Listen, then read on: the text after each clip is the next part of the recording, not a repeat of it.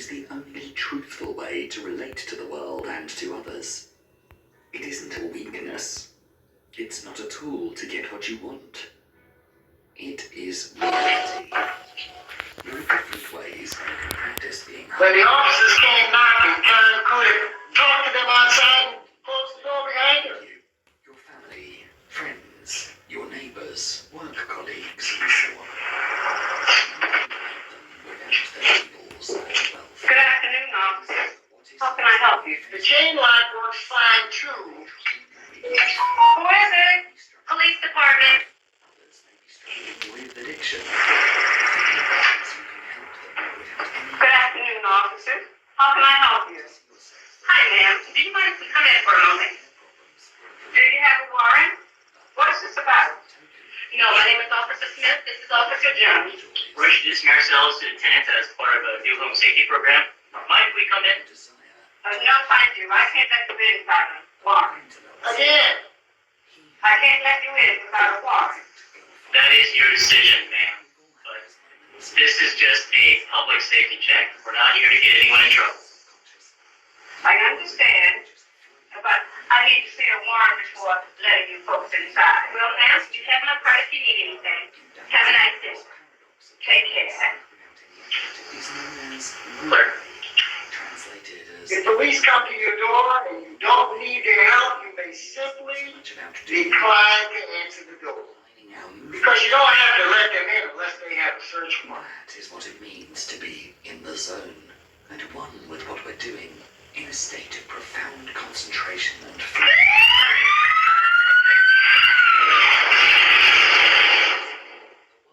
If I do not consent, when are police allowed to search my car? It is as if You mentioned probable cause.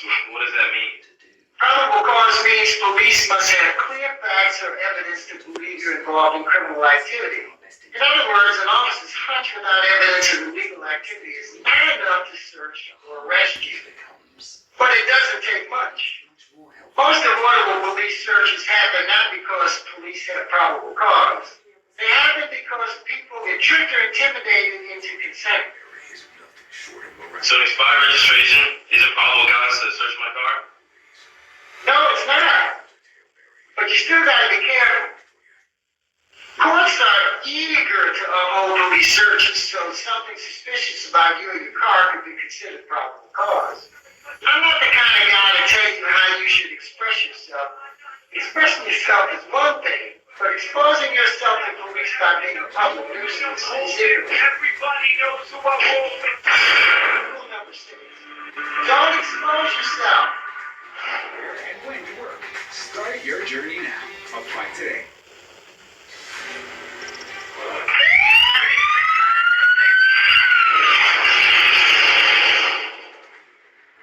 If police detain and frisk you, you have the right to clearly state your refusal to consent to the search.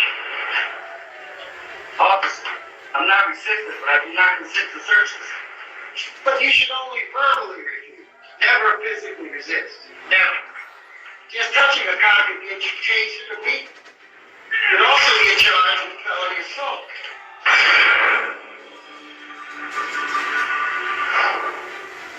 Face forward.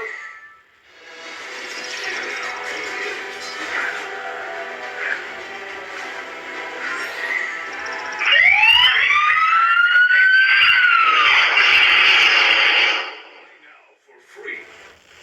Dana, do you see any ways you could have handled yourself better? Sleep you can still get, or trying to Good evening, officer. How's it going? Did you know you were swerving between lanes? No, officer. Let me see your license and registration. Sure. enables us to see My license and my registration. if we tune in Darren, we've got some problems with gangs moving guns down this highway. efficiently Contacting any technology already? No, sir. against them, I don't think so. extra time. If you don't mind if I take a look, dude. And in some Officer, I know you're just doing your job. I don't have any guns or whatever, but I don't consent to searches. Perfect. way in Rule number 3. but one of the You have the right to refuse searches. This comes directly from the Fourth Amendment.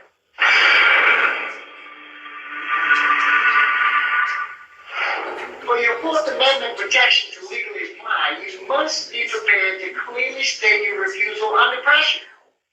Everyone, repeat after me. I don't consent to searches. Don't consent to searches. The officers can't hear you, so say it again. No way. I don't consent to searches. One more time. I don't consent to searches. Process involved, which can You a law student or something? concentrated. So if I show that I know the rules, he might think I'm a law student. Maybe I got big legal connections. Perhaps.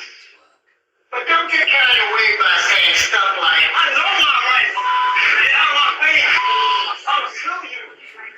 Every aspect of our lives. Never tell the officer you know your rights. Show the officer you know your rights by asserting your rights. You seem nervous.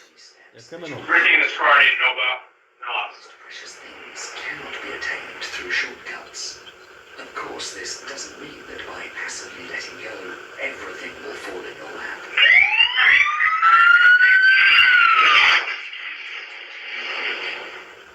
Unless you're detained or arrested, you may terminate the encounter at any time, but don't wait for the officer to dismiss you. Course of things. Simply ask if you're free to come. Number 4. There, the dogs are going to rip apart your car, and they're going to find what you're hiding. Like I said, what's it going to be? Officer, are you detaining me, or am I free to go? Good. This line can help withdraw you from an encounter.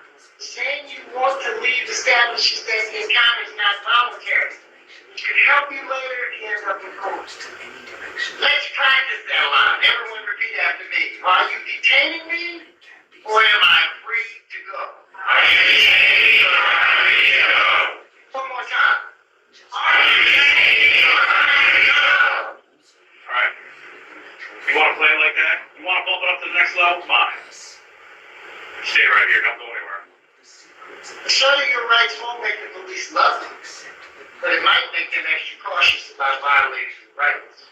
It consists of small chapters, each bringing us different lessons or experiences. Fairness is a citation for theft lane changing. We'll figure that as soon as possible. Thank you, officer. It makes it very difficult to move on from one chapter to the next. We are indeed creatures with dread and The aversion. Fifth Amendment states that no person shall be compelled in any criminal case to be a witness against himself, nor be deprived of life, liberty, or property without due process. What we might become. During a police encounter, the smartest way to take the bit is just to keep your mouth shut, because you always have the right to remain silent. Success. It's entirely natural for there to be a part of We'll talk in a minute about how this works. In all criminal prosecutions, the accused shall enjoy the right to have the assistance of counsel for his defense. So if the police interrogate or arrest you, asking for a lawyer is a good way to assert your right to remain silent. Put her up. That's right. Regardless of what you have seen on TV, police don't usually have to read you your rights, even if you're arrested. So it's up to you to make sure that you understand the law and make smart choices. It's a sort of emotional myopia that impedes us from seeing how great things can be. Since I'm crushing it, I know you also need coaching for gymnasts. Chapter 1. Yeah, that's what I'm talking about.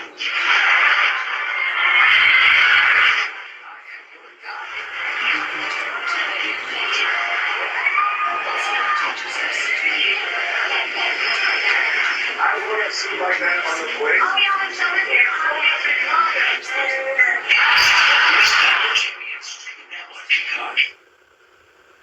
Among the many things Lao Tzu was interested in, one of the most important I chose Hazelnut Bay for graduate school due to the fact they have such dedication and passion for the industry. when we're concentrated on the things that we don't have. The myriad material objects and earthly possessions that we think we lack. Considering the age we live in, one where Lao Tzu says, those who flow as life flows, don't they need no other force? Lao Tzu wasn't confused to his philosopher, He was known to be the founder of Taoism. He is also credited as the writer of Taoism's most sacred text, the Tao Te Ching. Taoism is a philosophy which teaches a life of ease, living in harmony with the Tao. The word Tao translates into path, method, principle, or way, and Taoist belief is based on the idea that the Tao is an organizing principle of the universe, a natural order that one can come to know by living in harmony with nature.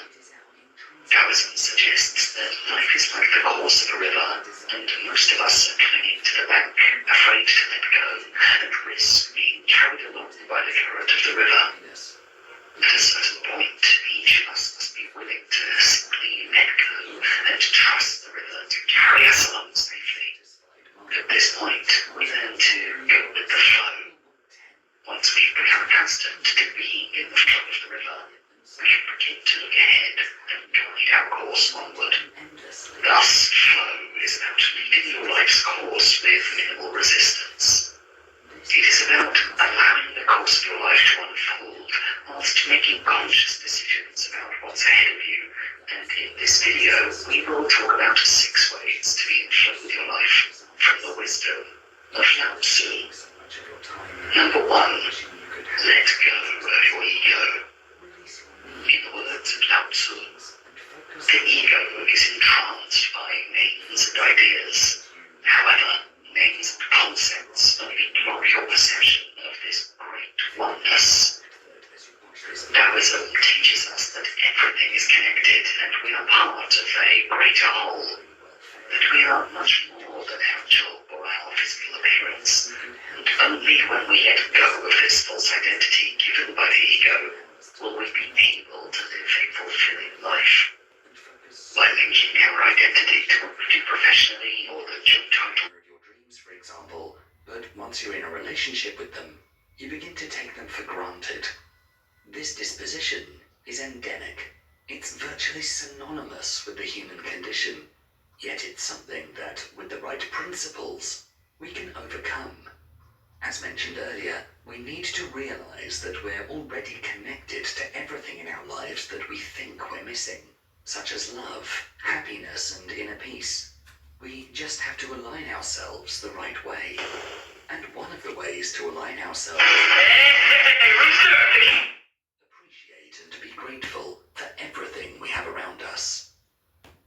Number 6, accept your flaws. Person who cannot inspire such emotions. Train yourself in the art of concealing your intentions. Master the art and you will always have the upper hand. Our first instinct is to always trust appearances. This fact makes it relatively easy to conceal one's intentions. Let's talk about how people conceal intentions and fool you. Use decoy objects of desire to throw people off. Support an idea or cause that is actually contrary to your own sentiments, but will help you achieve your goal. Use this tactic in the following manner. Hide your intentions not by closing off, to the risk of appearing secretive and making people suspicious, but by talking endlessly about your desires and goals. Just not your real ones. You will kill 3 birds with 1 stone. You appear friendly, open, and trusting. You conceal your intentions, and you send your rivals on time-consuming well-produced chases. False sincerity. People easily mistake sincerity for honesty. Remember, their first instinct is to trust appearances, and since they value honesty and want to believe in the honesty of those around them, they will rarely doubt you or see through your act. Seeming to believe what you say gives your words great weight. Remember, the best deceivers do everything they can to cloak their roguish qualities. They cultivate an air of honesty in one area to disguise their dishonesty in others. Honesty is merely another decoy in their arsenal of weapons. Bland facial expression. Behind the bland, unreadable exterior, all sorts of mayhem can be planned without detection. This is a weapon that the most powerful men in history have learned to perfect. Noble gesture. People want to believe apparently noble gestures are genuine, for the belief is pleasant. They rarely notice how deceptive these gestures can be. Appearing to belong to a group. The tendency to mistake appearances for reality. The feeling that if someone seems to belong to your group, their belonging must be real. This habit makes the seamless blend a very effective front. The trick is simple. You simply blend in with those around you, and the better you blend in, the less suspicious you become. Remember, it takes patience and humility to don your brilliant colors, to put on the mask of the unconspicuous. Do not despair at having to wear such a bland mask. It is often your unreadability that draws people to you and makes you appear a person of power. But how do people apply these ways to fool you? Simply dangle an object you seem to desire, a goal you seem to aim for in front of people's eyes, and they will take the appearance for reality. Once their eyes focus on the decoy, they will fail to notice what you're really up to. Politicians use this all the time. Our first historical example would be decoyed objects of desire and making a woman fall in love. The Marquis or Marquise de Sévigné was inexperienced in the art of law. He confided in the infamous courtesan of 17th century France, Ninon de Lecomte, to instruct him on how to seduce the difficult young countess. She made him follow a plan over a number of weeks, where the Marquise would be appearing in public, always surrounded by beautiful women in the very places the countess would be expected to see him. He was supposed to assume an air of nonchalance. This increased the jealousy of the young countess, who was not sure of his interest in her. One day the Marquise, unable to control his passion, broke from Ninon's clan and blurted out to the countess that he loved her. After this omission, the countess no longer found him interesting and avoided him. The whole premise of dating is based on games, wild moves, and being unpredictable. If you display your feelings too soon, it becomes an artless show of passion, a door closed that would never open again. In seduction, set up conflicting signals such as desire and indifference, and you not only throw them off the skin, you inflame their desire to possess you. Another example, Otto von Bismarck became Prime Minister of Prussia. Otto von Bismarck was a deputy in the Prussian Parliament at a time when many fellow deputies thought it was possible to go to war against Austria and defeat it. Bismarck wanted to go to war, but he knew that the king was not in favor of it. He also knew the Prussian army was not prepared, so he devised a clever way. He publicly stated his praises for the Austrians and talked about the madness of war. Many deputies changed their votes, and Bismarck announced his real intentions, arguing it was better to wait now and fight later. He would not have won. Most Prussians wanted to go to war at that moment and mistakenly believed their army to be superior to the Austrians.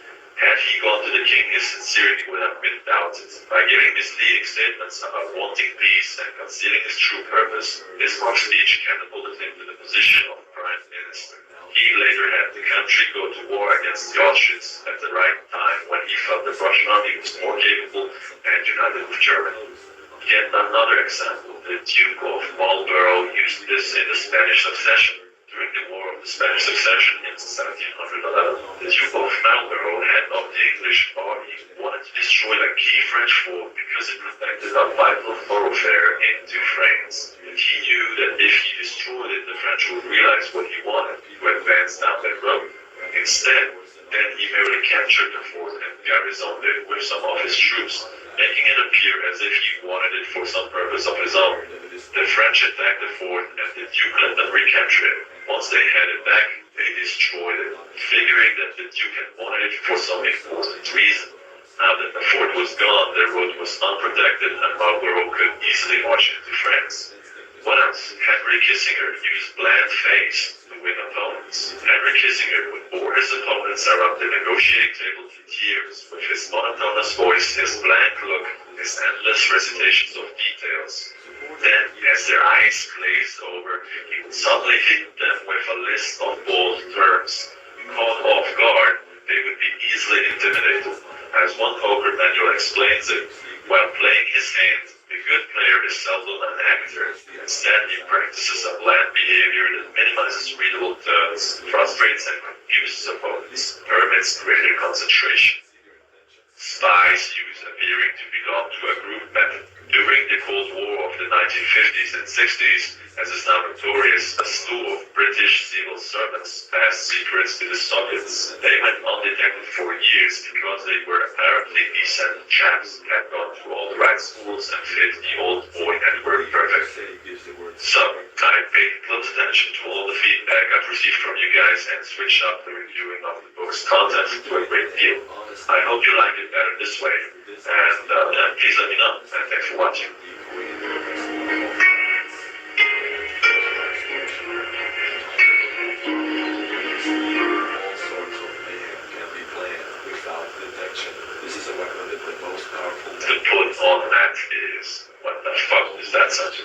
measured unbelievable or true will seem the football effect.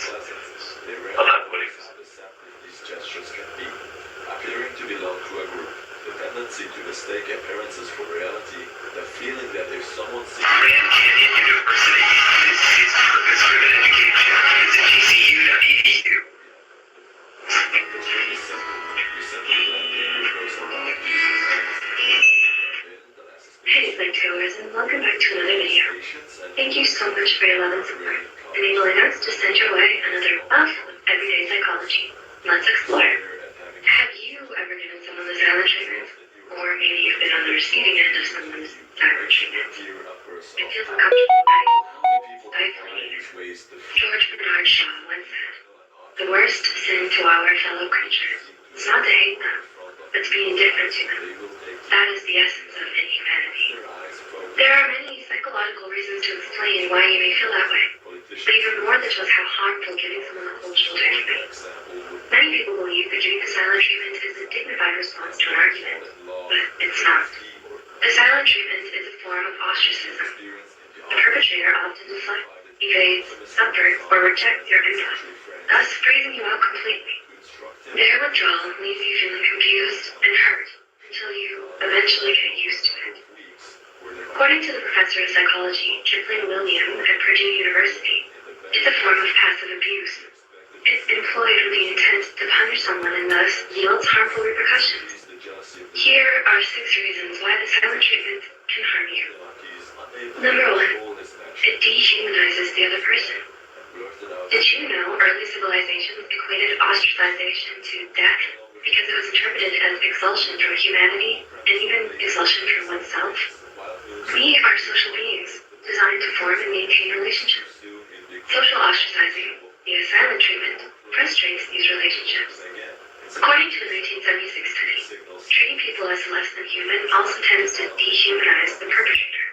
Therefore, being ostracized leads to people feeling less human and seeing the person alienating them as less human as well. Number 2, it emotionally manipulates the other person. If you've been a victim of the silent treatment, have you ever begun to doubt your own understanding of reality? Many psychologists classify the silent treatment as a form of manipulation. It's a way for the perpetrator to maintain control over the conversation or argument.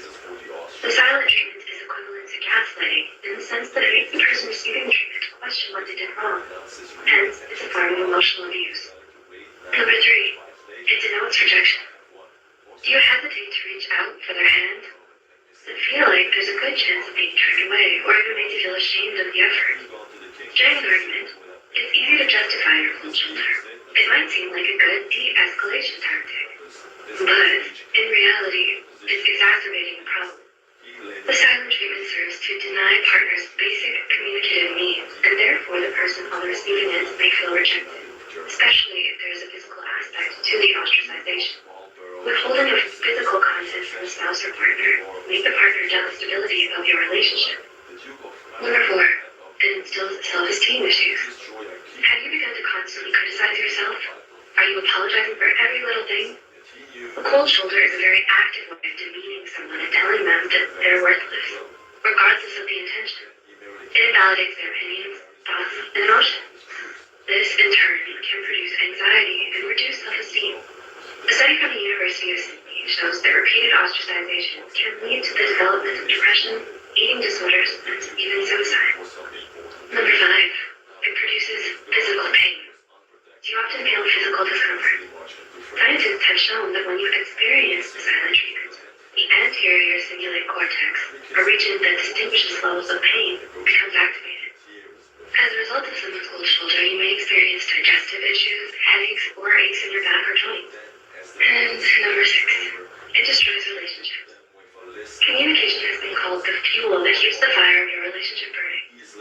The silent treatment often denotes an inability to communicate and low emotional intelligence. Emotional intelligence lends a relationship with a sensitivity to figure out when to. As a result, many of those who perpetrate it are not aware of its own harm. Repeated ostracization closes lines of communication and subsequently destroys the relationship. Whether you're the receiver or the perpetrator, Trying to find a way to talk is always a good place to start. When feeling too overwhelmed or heated during an argument, just cool down. You can say something like, I don't want to talk right now, but we can discuss this later. And actually, talking to that person later does the trick. Don't let it be lip service. Making sure that you keep the lines of communication open and avoiding using accusatory phrases can help in talking your problems out. We hope we were able to give you insight into some of the ways that silent treatment can harm you. Do any of these describe your experiences? Or did any of these points describe you? Leave a comment down below about your encounter with it if you'd like.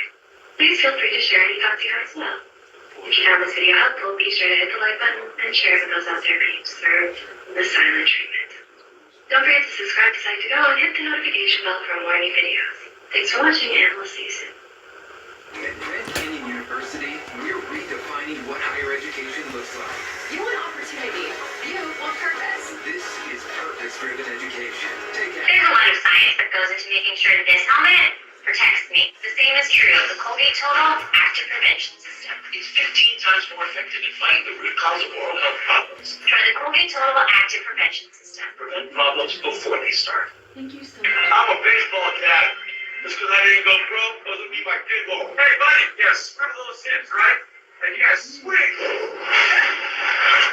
if you don't have the right insurance, you can pay for this yourself. So get all state. Stifling even. George Bernard Shaw, what is that? The 40th Laws of Power by Robert Greene. Law number 10. Infection.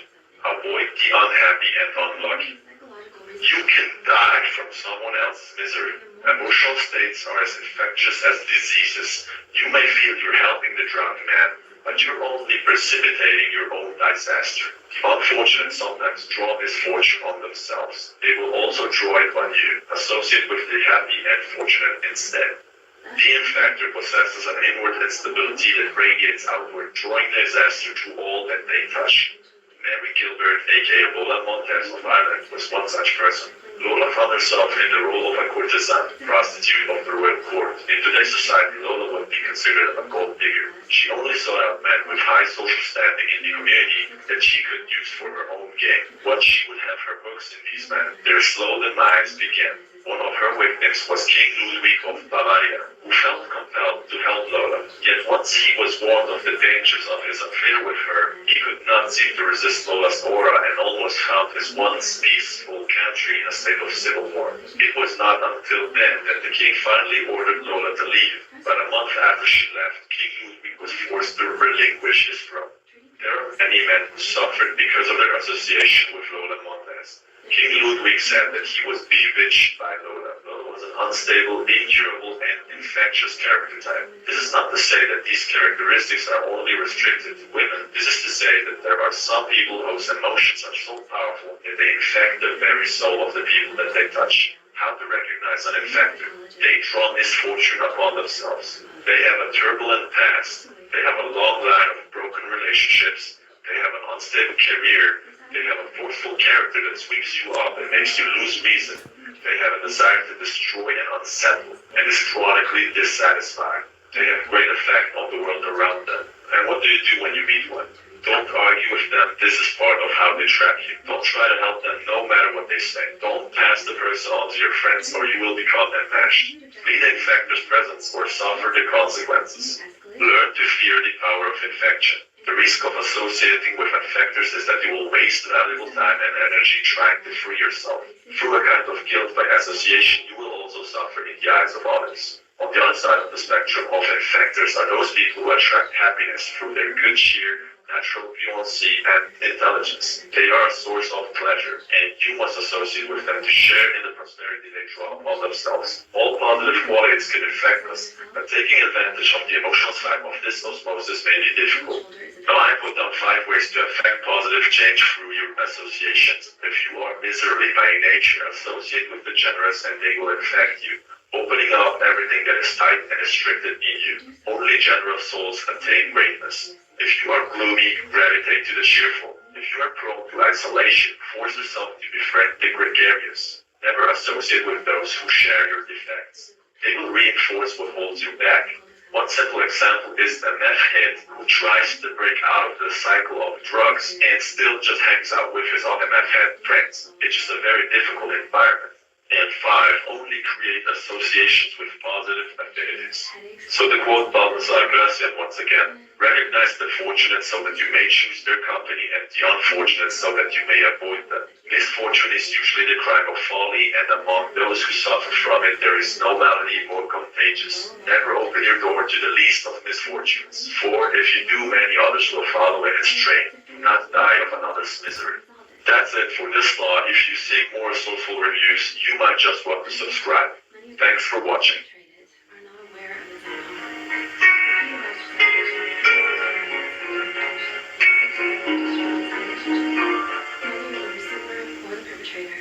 Trying to find a way to talk is always a good place to start. When feeling too overwhelmed or heated during an argument, Booking.com has stays for absolutely anyone. For instance, imagine you're a vampire thirsting for a lively hotel. You find a Vegas resort near some great nightlife. Perfect. You may be undead, but you're the life of the party. And if the forecast calls for sun, at least there's free cancellation on most stays, so you can wait for the perfect weather. Gorgeous. If a vampire can find their perfect stay, anyone can. Find exactly what you're booking for. Booking.com, booking.com. if you'd like. Please feel free to share any thoughts and share The 40 Laws of Power by Robert Greene. Law number 26. Keep your the notification bell for more new videos. Thanks for watching, and we'll see you soon. hands clean. You must seem a paragon of civility and efficiency. Your hands are never soiled by mistakes and nasty deeds. Maintain such a spotless appearance by using others as scapegoats and cat's paws to disguise your involvement. Conceal your mistakes. Have a scapegoat around to take the blame. Our good name and reputation depend more on what we conceal than on what we reveal. Everyone makes mistakes, but those who are truly clever manage to hide them and to make sure someone else is blamed. A convenient scapegoat should always be kept around for such moments. Understanding the workings of power and the importance of appearances, shop around for the most convenient head and have it served up immediately. Occasional mistakes are inevitable. Handle them.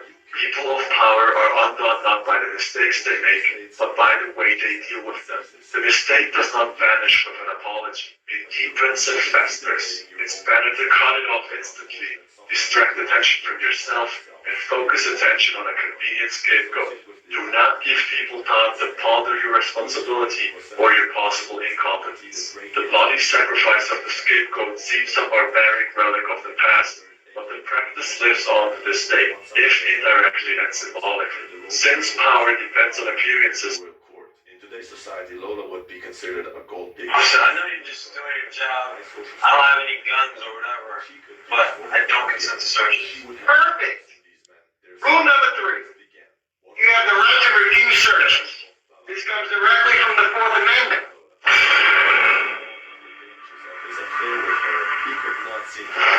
For your 4th Amendment protections to legally apply, you must be prepared to clearly state your refusal under pressure. Everyone, repeat after me. I don't consent to searches. Consent to searches. The officers can't hear you, so say it again. I don't consent to searches. One more time. I don't consent to searches. You're a law student or something? So if I show that I know the rules, you might think I'm a law student. Maybe I got a big legal connection. Perhaps. But don't get carried away by saying stuff like, I know my rights. Get out of my face. I'll sue you. never tell the officer you know your rights. Show the officer you know your rights by asserting them calmly. You seem nervous. Everything in this car I need to know about? No, officer. And what do you do when you meet one? Don't argue with them. This is part of how they trap you. Don't try to help them no matter what they say. Don't.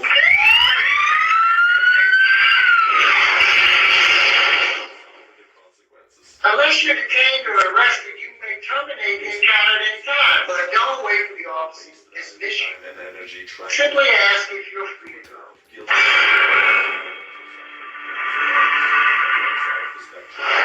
There, those dogs are going to rip apart your car, and they're going to find what you're hiding. Like I said, what's it going to be? Officer, are you detaining me or am I free to go? Good. This line can help withdraw you from an encounter. Saying you want to leave establishes that the encounter is not voluntary, which can help you later if you end up in court. Let's practice that line. Everyone repeat after me. Are you detaining me, or am I free to go? Are you detaining me, or am I free to go? One more time. Are you detaining me, or am I free to go? Alright. You want to play like that? You want to bump it up to the next level? Fine. Stay right here. Don't go anywhere. Asserting your rights won't make the police love you, but it might make them extra cautious about violating your rights.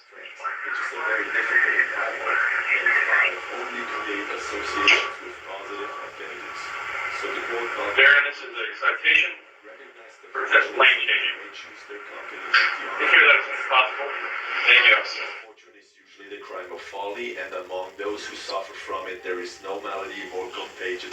Never open least of misfortunes. For if you do, many others will follow in its train. Do not die of another's misery. That's it for this law. If you seek more social reviews, you might just want to subscribe. Thanks for watching.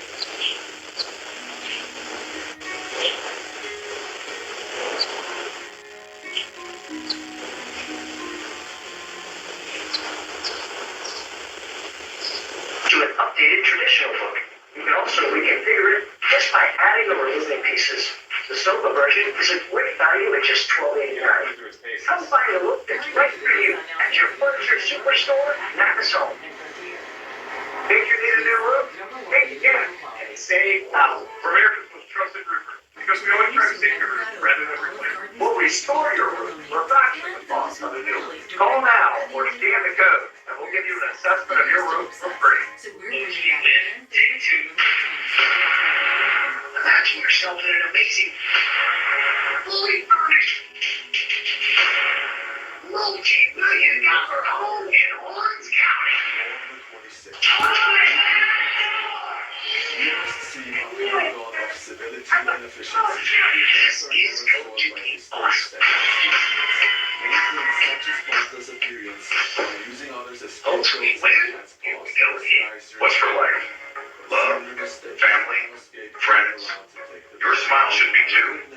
I'm Dr. Ethan Implants Select, dedicated to getting your smile back for a lifetime. We're cutting edge technology and an in-house lab. We do it all. Consultation, design, and same-day implants. Before they covered their smiles.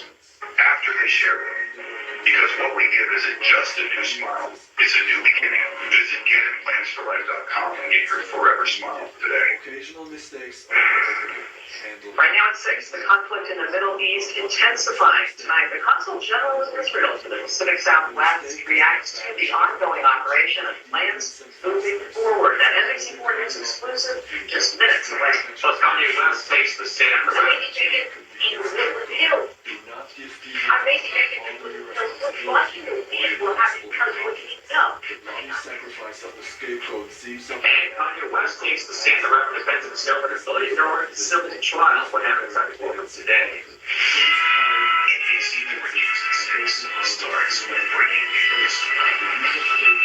And we begin tonight at 6. We have all of Southern California bracing for strong winds tonight. Good evening, everyone. I'm Carolyn Johnson. And I'm Michael Riley. The gun store expected to pick up here tonight. Igniting concern with down the trees and power outages and dangerous driving conditions. We have team coverage for you of this wind event. Macy Jenkins live in the San Fernando Valley for us. But first, let's bring in meteorologist Melissa Dean, who's tracking wind warnings for us. Melissa. Hi there, Carolyn and Michael, and we will have those warnings pop up as we go throughout the overnight hours into our Saturday. Right now, just some light and isolated gusts. They're going to get much stronger than this overnight and into our weekend. 32 miles per hour there in Ontario. Currently in Santa Clarita, we've got a gust of 26 miles per hour, but the strong winds are on the way. We've got a wind advisory for our entire region, including the basement floor, and in the purple or the mustard shade color here. That's an indication of a high wind warning up to the San Gabriel Mountains. So a lot of these advisories are going to come up as we get into our Saturday evening. However, the imminent fire,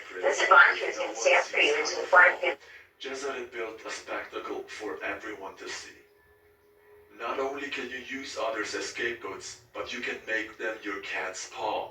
In the fable, the monkey grabs the paw of his friend the cat and uses his paw to get at the fish chestnuts out of the fire, so as to get the nuts without hurting himself. If there is something unpleasant or unpopular that needs to be done, it is far too risky for you to do the work yourself. You need a cat's paw, someone who does the dirty work for you. The cat's paw grabs what you need, hurts whom you need hurt, and keeps people from noticing that you are the one responsible. Let someone else be the executioner, or the bearer of bad news, while you bring only joy and glad tidings. Cleopatra was more than only a woman. She was a queen, an empress, a goddess. Her appearance would never be the same, only ever wearing the nicest robes and accessoires. Probably one of the most dangerous seductresses in history. Like many women still today, she used her feminine qualities to get men to do as she desired. At the age of 10, she witnessed her father, Ptolemy XII, get overthrown and banished by her elder sisters. Berenice emerged as the leader of the rebellion, had her other sisters imprisoned, and her own husband murdered to secure her own rule. This extreme violence on one of her own made the public resent her, and 4 years later Ptolemy could return, beheading the elder sisters. In 51 BC, Ptolemy died and left 4 remaining children as heirs. The eldest son, the 11-years-old Ptolemy XIII, married the elder sister Cleopatra.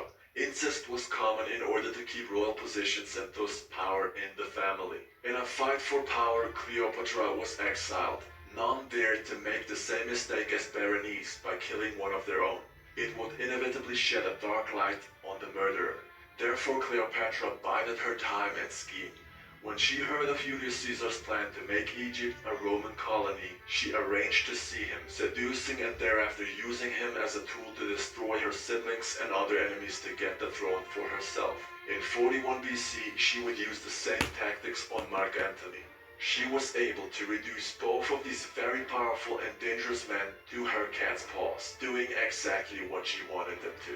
And that's it for this law. However, there is an additional lesson for men to be learned here. Even a great man such as Julius Caesar was tamed by feminine charm. Be wary of the Cleopatras in today's society. Their numbers have grown enormously.